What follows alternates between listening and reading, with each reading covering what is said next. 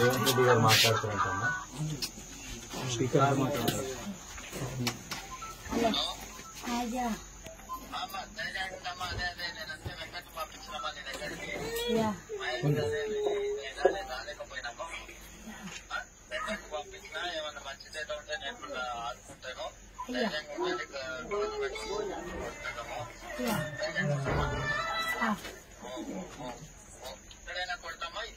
నాకు ఒక్కడే కొడుకు అయ్యా, ఒక్క బిడ్డ ఒక కొడుకు, ఒక్కడే కొడుకు అయ్యా.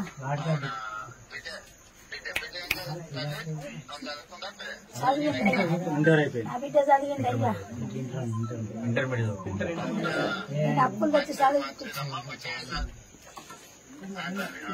అయ్యా, నా బిడ్డను చదివించుకున్నా అయ్యా. నాకు ఒక్క కొడుకు కాదయ్యా అయ్యా, నా బిడ్డ పొట్టతో అయ్యా. చెయ్యి బాంచను అని బాంచను చెప్పు, నువ్వు చెప్పు, నేను జరిగింది చెప్తున్నా.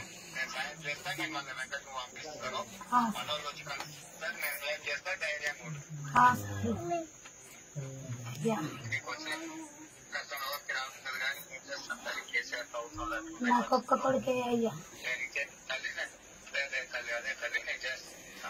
నేను 25 ఏళ్ళు వచ్చినా నిన్ను చెప్పలేదు అయ్యా. అయ్యా చూసుకుంటా అయ్యా, చూసుకుంటారు తల్లి. మీరు అదే పడద్దమ్మా తల్లి. నీ కొడుకుంటాను నేను కూడా, నీ బిడ్డ ఎట్లా నేను కూడా అట్లానే. నాకు ఒక్కడే కొడుకు కాదయ్యా, నాకు ఇంకేం తల్లి తల్లి కరెక్టే తల్లి. ఇప్పుడు దాని గురించి నాకు చెప్తుంది.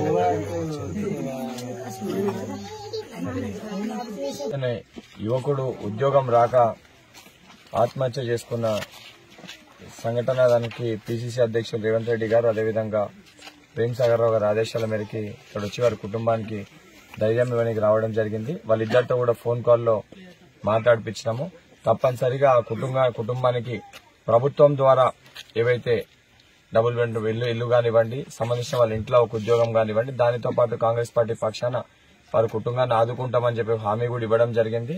ఇప్పటికన్నా సంబంధించిన ఇక్కడ ఎమ్మెల్యే గారు వారి యొక్క నియోజకవర్గంలో ఒక దళిత కుటుంబంలో ఒక యువకుడు ఉద్యోగం రాక 2017కెళ్లి మానసిక ఒత్తిడికి లోనై ఇబ్బందులకు గురై నోటిఫికేషన్ రాక ఈ రకంగా ఆత్మహత్యలు చేసుకుంటూ ఇప్పటికీ స్పందించకపోవడం చాలా బాధాకరం.